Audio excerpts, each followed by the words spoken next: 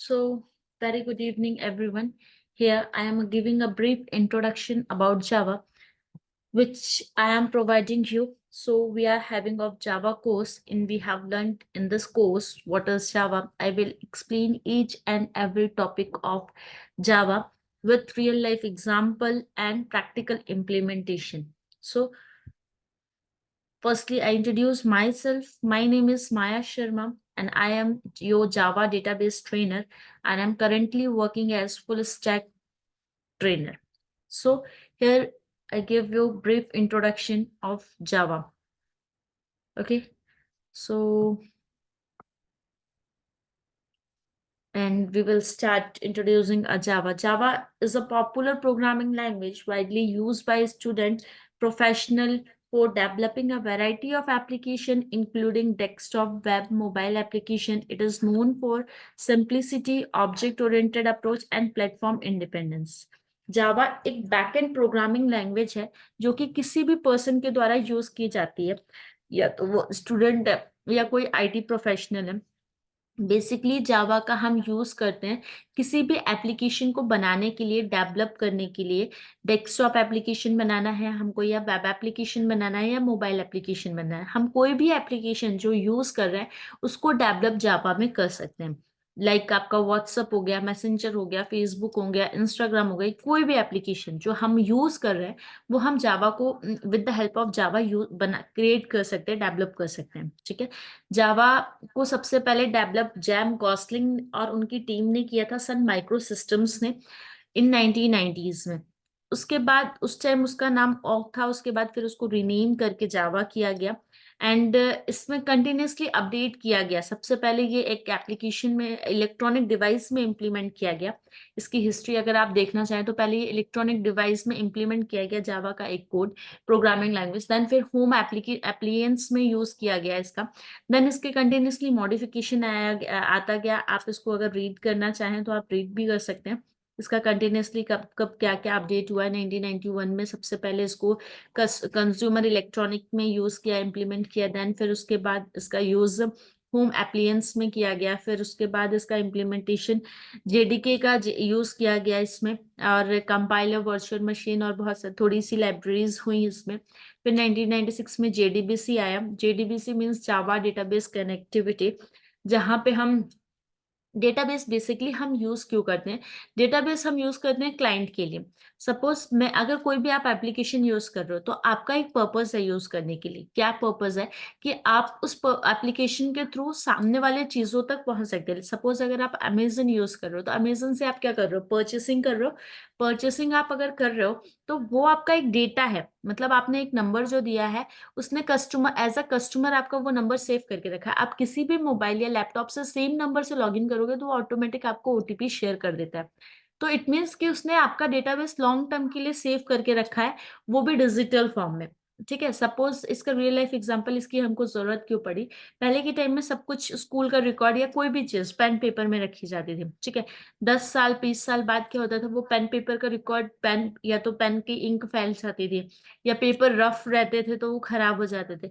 तो हम जो रिकॉर्ड अगर चेक करना चाहते हैं 10 साल बाद, तो वो रिकॉर्ड चेक नहीं कर सकते थे, मतलब रिकॉर्ड चेक करना बहुत ज्यादा डिफिकल्ट हो रहा था। तो इस वजह से हमने क्या यूज किया उसकी जगह, डेटाबेस कनेक्टिविटी, डेटाबेस यूज किया, माइस्क्वेल या फिर बहुत सारे डेटाबेस ऐसे प्रोग्रामिंग लैंग्वेजेस आई, जिसका यूज करके हम क्या करते थे, अब डेटा को लॉन्ग टर्म के लिए सेव कर सकते हैं, सिक्योर कर सकते हैं, और वो कभी भी कहीं भी आप एक्सेस करना चाहें आप इजीली एक्सेस कर सकते हैं। सपोज मैं यहाँ हूँ और आप चाहते हो कि मेरा डेटा आप कनाडा में एक्सेस कर लो, तो आप इजीली एक्सेस कर सकते हो। ठीक है, तो इस तरह से डेटाबेस को हमको नीड पड़ी। डेटाबेस किसी भी प्रोग्रामिंग एप्लीकेशन में या किसी भी एप्लीकेशन में बेसिकली यूज इसलिए किया जाता है ताकि हम कस्टमर का डेटा बना सके या कस्टमर का डेटा रख सके। अब आप अगर अमेजन के कस्टमर हो या मिंत्रा के कस्टमर, तो वो मिंत्रा इस नंबर पे जानता है कि आपके नंबर पे किस टाइप की चीजें, ज्यादा प्रोडक्ट परचेस किया जा रहा है,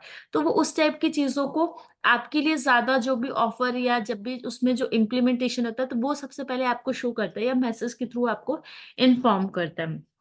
ठीक है, देन उसके बाद फिर हम कंटिन्यूसली जावा डेटाबेस के बारे में और पढ़ेंगे डेप्थ में, क्लासेस जब हमारी क्लासेस कंटिन्यू रहेंगी। ओके, अभी इतना ठीक है ब्रीफ में। 1998 फिर 2000, फिर 2004, 2006, 2010, 2011, 2014 कंटिन्यूसली इसमें अपडेट होता गया। एपीआईज आई, बहुत सारी इसकी लाइब्रेरीज आई, जिसने आपको क्या किया, बहुत सारी फंक्शनैलिटी प्रोवाइड की। जैसे अगर आपको मैथ्स का लॉन्ग टर्म कैलकुलेशन करना है, बट बैंकिंग में सबसे ज्यादा कैलकुलेशन होता है, और उसमें अगर पॉइंट का भी कैलकुलेशन मिस्टेक हुआ तो वो आपके लिए बहुत ज्यादा हार्मफुल रहता है। तो ये कैलकुलेशन करने के लिए एक्यूरेट रिजल्ट चाहिए, इसलिए मैथ्स लाइब्रेरी का इंट्रोड्यूस किया गया। स्ट्रिंग लाइब्रेरी, बहुत सारी लाइब्रेरी आपको प्रोवाइड की गई ताकि आपकी चीजें इजीली हो सके, आप इसको इजीली एक्सेस कर सको। जावा एक ऐसी प्रोग्रामिंग लैंग्वेज है जिसमें ऑब्जेक्ट ओरिएंटेड पे काम किया गया। वैसे तो सी प्लस प्लस में भी ऑब्जेक्ट ओरिएंटेड में काम किया गया था, बट उतना ऑब्जेक्ट ओरिएंटेड का यूज सी प्लस प्लस ने नहीं किया, जावा ने उसको फुली यूज किया। ठीक है, जावा ने इसको फुली यूज किया और इम्प्लीमेंट किया है। मतलब आप अगर ऑब्जेक्ट ओरिएंटेड प्रोग्रामिंग पढ़ना चाहते हैं क्या होता है, तो आप जावा से शुरू करेंगे तो आपको बहुत अच्छे से उसके कॉन्सेप्ट क्लियर होंगे। ऑब्जेक्ट ओरिएंटेड प्रोग्रामिंग मतलब होता है कि कोई भी एंटिटीज को, रियल वर्ल्ड एंटिटीज को एड यूज करना। ठीक है, मतलब हम जो प्रोग्रामिंग कर रहे हैं वो किसी अपने रियल वर्ल्ड यूज में कर रहे हैं, मतलब हम जो कर रहे हैं वो रियल लाइफ एग्जाम्पल के लिए प्रोग्रामिंग कर रहे हैं, या जो एप्लीकेशन बना रहे हैं वो रियल लाइफ यूज के लिए होता है। सपोज अगर बैंक का, आप एसबीआई का देखो, योनो एसबीआई है, तो वो क्या है, वो आपके रियल लाइफ का यूज है। मतलब आप उसमें से आप कुछ भी कितना कब कहाँ ट्रांसफर कर रहे हो, ट्रांजेक्शन कर रहे हो, आप किसी को यूपीआई भेजना है, या फिर आप किसी को बैंक कितना भी अमाउंट शेयर कर रहे हो, तो वो आपको सेफ रखता है, एक हिस्ट्री आपकी रखता है, और आपको एक सिक्योरिटी प्रोवाइड करता है कि आपने जिस पर्टिकुलर पर्सन को भेजा है वो उसी पर्सन के पास जाएगा, किसी थर्ड पर्सन के पास नहीं जाएगा। तो ये रियल लाइफ एंटिटी को यूज करने के लिए हमको ऑब्जेक्ट ओरिएंटेड प्रोग्रामिंग लैंग्वेज का यूज करना पड़ा। ओके, हम देखते हैं कि क्यों जरूरत है हमको किसी भी प्रोग्रामिंग लैंग्वेज की। हमको किसी भी प्रोग्रामिंग लैंग्वेज की जरूरत सबसे पहले तो इसलिए है क्योंकि वो ऑब्जेक्ट ओरिएंटेड है, हमारे रियल वर्ल्ड एंटिटी में यूज करके हम उसको इम्प्लीमेंट कर सकते हैं। सब मान लीजिए, अब अभी अगर हम बैंक का काम करते हैं, या बैंकिंग में हम जो हमको फैसिलिटी मिल रही है, सपोज अगर ये नहीं होती, ऑनलाइन नहीं होता, या फिर कोई उसका एप्लीकेशन नहीं होता, तो ये काम कितना टफ हो जाता। मतलब आपको लंबी लाइन, बहुत ज्यादा लंबी लाइन लगाना पड़ता, आपका टाइम बहुत ज्यादा वेस्ट होता, उसके बाद भी आपका डेटा एक्यूरेट नहीं होता, आपका कब कितना ट्रांजैक्शन हुआ, क्या कैसे हुआ, क्योंकि वो ऑलरेडी रिकॉर्ड नहीं रहता, वो पेन पेपर में रिकॉर्ड रहता है। और सपोज एक रजिस्टर मिस हुआ तो आपका परमानेंट डेटा मिस हुआ। बट अगर आप सिस्टम है, सिस्टम पे अगर काम कर रहे हो, तो सिस्टम का आपका जो डेटा है वो दूसरी जगह भी सेव होता है, मतलब आपने उसे ड्राइव में सेव करके रखा है।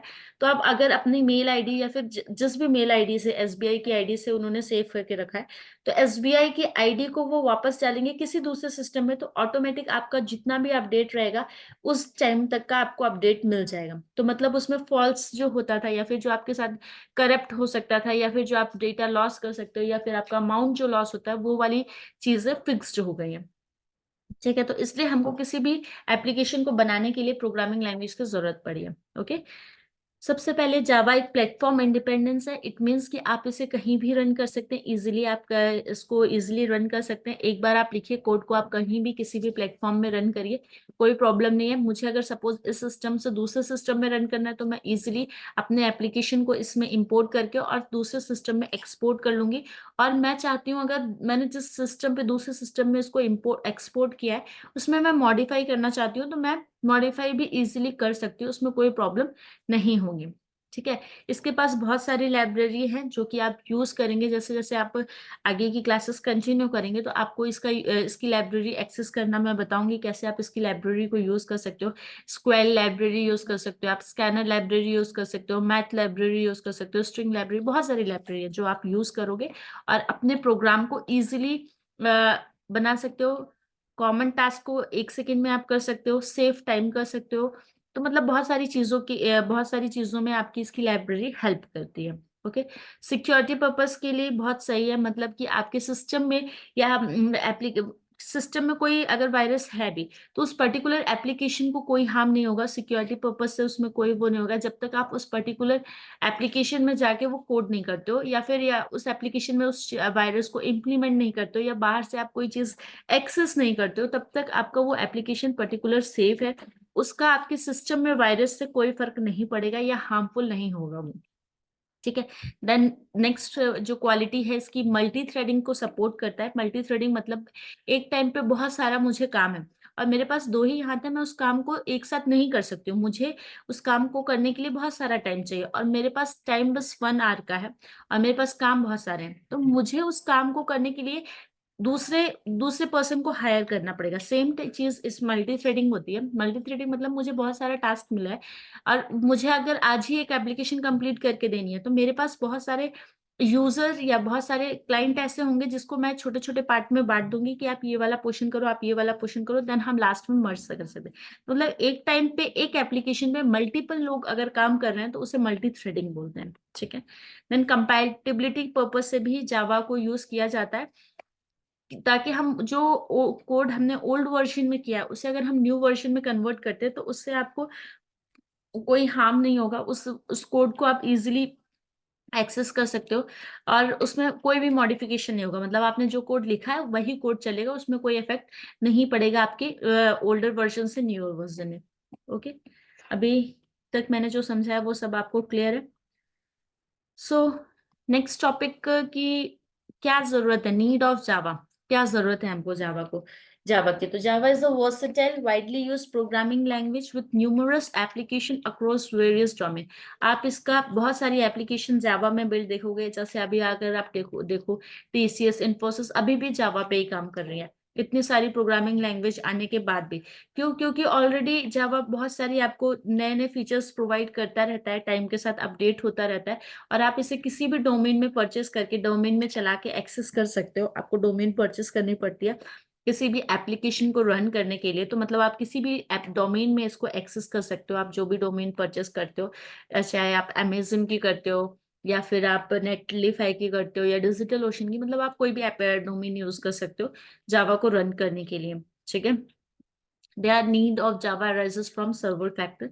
Same platform independence. Java is known for write once, run anywhere. आप एक बार लिखिए, इसे कहीं भी रन करिए, कोई प्रॉब्लम नहीं आएगी आपको। ठीक है। वेब डेवलपमेंट मतलब कि Java is a widely used for web development, particular for building robust and scalable enterprises level web application. Java based framework like Spring, Java Server Faces are popular choice for creating a web application. आप किसी भी web application को बनाने के लिए use करते हैं जावा को। वेब एप्लीकेशन या वेब का मतलब होता है कि जो चीजें, जो भी आपकी एप्लीकेशन इंटरनेट के थ्रू चल रही है, लाइक आपका व्हाट्सअप हो गया, फेसबुक हो गया, इंस्टाग्राम हो गया, इन सभी को डेवलप करने के लिए आप वेब एप्लीकेशन बनाने के लिए आप इसका यूज कर सकते हो। इसके लिए बहुत सारे फ्रेमवर्क हैं, लाइक स्प्रिंग हो गया, जावा सर्वर फेस हो गया। आप सारे, जब आप जावा पढ़ोगे तो आप सारे फ्रेमवर्क का यूज करना भी मैं आपको बताऊंगी कैसे आप इसका फ्रेमवर्क का यूज करके इम्प्लीमेंट करते हैं जावा को। ये एडवांस क्लासेस में, एडवांस जावा की क्लासेस में आपको गाइड किया जाएगा, जहां पे आपको एक पूरी एप्लीकेशन बनवाई जाएगी और उस एप्लीकेशन को डोमेन परचेस करके रन किया जाएगा, एग्जीक्यूट किया जाएगा। Okay, so next, enterprises application. Java is preferred to language for developing large enterprises application due to stability, scalability, and strong support for object-oriented programming language. Many business application, customer relationship management system, enterprises resource planning solution are built using Java. मतलब आप जावा को किसी भी type की application बनाने में easily use कर सकते हो, आपको कोई प्रॉब्लम नहीं आएगी। ठीक है। Mobile application, Java use for developing Android application. Basically जो एंड्रॉइड की एप्लीकेशन है तो वो सारी जावा में फिक्स्ड है। मतलब आप जितनी भी पुरानी लैंग्वेज, पुरानी एप्लीकेशन यूज कर रहे हो वो सारी जावा में ही बिल्ड है। ठीक है। तो आप जब लास्ट में, जब आप जावा का बेसिक कोर्स कंप्लीट कर लेंगे, देन जब आप एडवांस क्लासेस के लिए मूव ऑन होंगे तो आपको एक एप्लीकेशन डेवलप करना भी सिखाया जाएगा। कैसे आप फ्रेमवर्क का यूज करोगे, कैसे आप डेटाबेस कनेक्टिविटी करोगे और उन सबको मर्ज करके एक एप्लीकेशन कैसे डिजाइन करोगे, डेवलप करोगे, वो सारी प्रोसेस आपको इस पूरे कोर्स के ड्यूरेशन में इन्फॉर्म की जाएगी, गाइड किया जाएगा। ओके, अभी हम आपको आज थ्योरेटिकल बता रहे हैं, फिर जैसे जैसे आपकी क्लास कंटिन्यू होंगी तो हम थ्योरेटिकल से ज्यादा प्रैक्टिकल इम्प्लीमेंटेशन पे फोकस करेंगे। मतलब हर चीज आप इम्प्लीमेंट करें, उस चीज को रियल वर्ल्ड में कैसे उसका यूज है, कैसे आप कहाँ यूज करोगे, इंटरव्यू पर्पज से कहाँ इंटरव्यूअर किस टाइप के क्वेश्चन पूछते हैं, वो सारी चीजें आपको प्रिपेयर करवाई जाएगी। और आप रिज्यूम में कैसे अपना जावा को ऐड करते हो, आप जैसे आप स्किल्स में ऐड करते हो कि जावा, एचटीएमएल, सीएसएस या कोई भी प्रोग्रामिंग लैंग्वेज ऐड करते हो, तो आपको उससे रिगार्डिंग किस टाइप के क्वेश्चंस होंगे वो सारी चीजें आपकी प्रिपेयर्ड करवाई जाएंगी। ठीक है। हु कैन बी लर्न जावा और प्रोग्रामिंग लैंग्वेज, कौन पढ़ सकता है जावा या प्रोग्रामिंग लैंग्वेज, किसके लिए है ये? तो ये सभी के लिए है, कोई भी इसे सीखना चाहता है तो सीख सकता है। मतलब वो स्टूडेंट है, 12th पास है और उसका इंटरेस्ट है कि मुझे एक प्रोग्रामिंग लैंग्वेज सीखनी है, या फिर मैं इसमें काम करना चाहता हूँ, या मैं एप्लीकेशन डिजाइन करना चाहता हूँ, आप अपने खुद के पर्पस के लिए करना चाहते हो, business purpose of point of view से, या आईटी में जॉब करने के पॉइंट ऑफ व्यू से, या किसी भी मतलब आप अगर सीखना चाहते हो तो आप इसको सीख सकते हो। इसमें आपका कैरियर भी अच्छा है, और ये मतलब टाइम, मतलब आने वाले टाइम में इसका रिक्वायरमेंट है। मतलब आप अगर अच्छी सैलरी, अच्छा पैकेज पाना चाहते हो तो डेफिनेटली इसमें आपका कैरियर फिक्स्ड है, आपको कोई भी परेशानी होने की जरूरत नहीं है। मतलब आप इसको अगर आप बाहर जाके जॉब करना चाहते हो तो आप करिए, अदरवाइज आप इसमें खुद से का भी काम कर सकते हैं। मतलब आप खुद के लिए एप्लीकेशन बना सकते हैं, या आपके यहाँ बिजनेस है किसी चीज का तो उसकी एप्लीकेशन बना सकते हैं, तो आप उस पर्पज से भी सीख सकते हैं। ठीक है। So, beginner in programming, Java is often recommended as a first programming language for beginning. मतलब अगर कोई बिगनर है तो मैं सजेस्ट करती हूँ कि वो जावा से शुरू करे, क्योंकि जो आने वाली लैंग्वेजेस है वो बहुत शॉर्ट हैंडेड है। मतलब कि आप इजीली उसको अंडरस्टैंड नहीं कर सकते। इसमें क्या है कि हर चीजों को थोड़ा सा अच्छे से एक्सप्लेन किया है, लॉन्ग टर्म जरूर यूज किए गए हैं बट आपको इजीली एक्सप्लेन किया गया है। और जावा को ऑब्जेक्ट ओरिएंटेड प्रोग्रामिंग के पर्पज से ही डेवलप किया गया था। तो मतलब अगर आप बेसिक लैंग्वेज सीखना चाहते हैं, उसके बाद आप कोई भी लैंग्वेज इनहेंस करना चाहते हो, तो आप अगर जावा के बाद कोई लैंग्वेज इनहेंस करते हो तो आप इजिली इनहेंस कर लेंगे, आपको कोई प्रॉब्लम नहीं आएगी। विद इन 15 डेज आप कवर कर सकते हैं। Okay. So student and educators, software developers, web developers, Android app developers and game developer, कोई भी इसे प्रोग्रामिंग लैंग्वेज को सीख सकता है, उसमें कोई प्रॉब्लम नहीं है। ओके। सो ये कुछ आपके सिलेबस रहेगा, लाइक जेबीएम क्या होता है, जेआरई क्या होता है, पूरा ये पीडीएफ है जो कि मैंने खुद डिजाइन किया है, जिसका आप यूज कर सकते हो। What is variable, what is data type, आपको मतलब जैसे जैसे आपका सिलेबस होता जाएगा वैसे वैसे आपको पीडीएफ, नोट्स, सारी चीजें प्रोवाइड होती जाएंगी। प्लस आपके टेस्ट कंडक्ट किए जाएंगे बीच बीच में कि आपको चेक कर सके कि आप कितनी चीजें सीख रहे हो। बेसिकली आपके प्रैक्टिकल इम्प्लीमेंटेशन में ज्यादा फोकस किया जाएगा। ओके। डेटा टाइप्स क्या होते हैं? डेटा टाइप्स दो टाइप के होते हैं। मतलब आप जब किसी भी डेटा का टाइप बताना चाहते हो तो आप डेटा टाइप का यूज करते हो कि मेरा ये वेरिएबल जो है या कांस्टेंट है, जो भी है, मैं इसको किस टाइप का है, इंटीजर टाइप का है, फ्लोट टाइप का है, या आपने ड्राइव किया है, तो वो बताने के लिए आप डेटा टाइप का यूज करते हो। बेसिकली दो टाइप के होते हैं, primitive data type and non primitive data type. Okay. So ये बुलियन कैर, इसका सबका रियल लाइफ एग्जांपल मिलेगा आपको, सारी चीजें मतलब इम्प्लीमेंट करके आप देखेंगे। स्ट्रिंग फंक्शंस क्या होते हैं, स्ट्रिंग स्ट्रिंग के मेथड्स जो भी हैं, substring, substring concatenation, search in string, बहुत सारे स्ट्रिंग है उसमें आप पर्टिकुलर कोई स्ट्रिंग को सर्च करना चाहते हैं, मतलब एक पैराग्राफ में से आप किसी को सर्च करना चाहते हो तो आप यूज कर सकते हो। आप कोई लोअर केस है उसको अपर केस में कन्वर्ट करना चाहते हो, या अपर केस को लोअर केस में कन्वर्ट करना चाहते हो, तो आप स्ट्रिंग मेथड्स का यूज कर सकते हो। क्या डिफरेंस है वेरिएबल एंड कांस्ट में? जनरली ये क्वेश्चन पूछा जाता है और जनरली ये डाउट रह जाता है माइंड में कि आपका वेरिएबल और कांस्टेंट में क्या है। वेरिएबल और कांस्टेंट मतलब वेरिएबल जो आप चेंज कर सकते हैं, आप डिक्लेयर करते हैं, आप इसको चेंज कर सकते हैं। कांस्टेंट मतलब जो फिक्स्ड है, आप मतलब इसकी वैल्यू को चेंज नहीं कर सकते। कॉन्स्ट मतलब होता है कि कॉन्स्ट, इसकी वैल्यू आप पूरे प्रोग्रामिंग, पूरे एप्लीकेशन में कहीं भी चेंज नहीं कर सकते। ठीक है। टाइप इनफ्रेसेस क्या होता है, कास्टिंग टाइप कन्वर्शन क्या होता है, ये सारी चीजें। कंट्रोल फ्लो क्या होता है, conditional statement, switch statement, loop, break, continue statement, enhanced loop, ये सारे टॉपिक हम इसको प्रैक्टिकली इंप्लीमेंट करके देखेंगे। हर एक पर्टिकुलर टॉपिक में कम से कम 5 to 6 प्रैक्टिकल करेंगे, ताकि हम चीजों को बहुत मतलब समझें, समझने से ज्यादा मतलब उसका इम्प्लीमेंटेशन इतने अच्छे से हमको पता हो कि हम इसको रियल लाइफ से कनेक्ट कर सको। तो उसके लिए हम यूज करेंगे सारे, हर चीज का सिंटैक्स देखेंगे। जावा एक केस सेंसिटिव लैंग्वेज है, मतलब आपने इसको कुछ कैपिटल में लिखा है तो कैपिटल रहेगा, स्मॉल में लिखा है तो स्मॉल रहेगा, उसमें आप कुछ चेंज नहीं कर सकते। इसमें केस सेंसिटिव के लिए दो चीजें नेमिंग कन्वेंशन के लिए फॉलो की जाती है, एक पास्कल होता है and second one camel case होता है, तो वो आप यूज करेंगे। एंड देन एरे को कैसे डिक्लेयर कर सकते हैं, इनिशियलाइज कर सकते हैं। एरे होता क्या है, मतलब हम जब चाहते हैं कि सेम मल्टीपल चीजें हैं पर आपके पास सेम टाइप की है, तो आप उसे एक पर्टिकुलर चीजों में रख सकते हैं, तो उसे एरे बोलते हैं। सपोज अगर मेरे पास नंबर, बहुत सारे नंबर हैं, उनको सेव करके रखना है एक ही टाइप में, या नेम है, बहुत सारे स्टूडेंट का नेम ही चाहिए मुझे, तो मैं उसका एक एरे बना के उसको इजीली सेव करके रख सकती हूँ, मतलब मेरे पास सारे स्टूडेंट का नेम आ जाएगा। तो इस टाइप का कुछ एरे होता है। मैं आपको इसको एक्सप्लेन करूंगी कैसे आप डिक्लेयर करते हैं इसको आप वन टाइम, इसके टाइप क्या होते हैं, इसका रियल लाइफ में कहाँ यूज है, ये सारी चीजें हम डिस्कस करेंगे एक एक चीज, मतलब एक एक टॉपिक को डिस्कस करने में। ऑब्जेक्ट ओरिएंटेड प्रोग्रामिंग लैंग्वेज में क्या क्या आता है, कौन कौन से कॉन्सेप्ट्स आते हैं, लाइक आपका class and object, encapsulation, inheritance, polymorphism, abstraction, construction, method overriding, access modifier, static member, ये सारी चीजें डिस्कस करेंगे। ओके, सो लास्ट में हम देखते हैं कि हम क्या क्या चीजें करेंगे। ये सारे टॉपिक आपकी क्लास के टाइम पे कवर किए जाएंगे विद प्रैक्टिकल इम्प्लीमेंटेशन। हम बहुत सारे प्लेटफॉर्म यूज करेंगे जहाँ पे हम कोड को रन करेंगे, और जहाँ पे आप छोटी छोटी चीजें, जैसे आपका एक टॉपिक हो जाएगा तो उससे रिलेटेड आपके रियल लाइफ जो एग्जाम्पल होंगे उसमें आप इम्प्लीमेंट करके देखेंगे।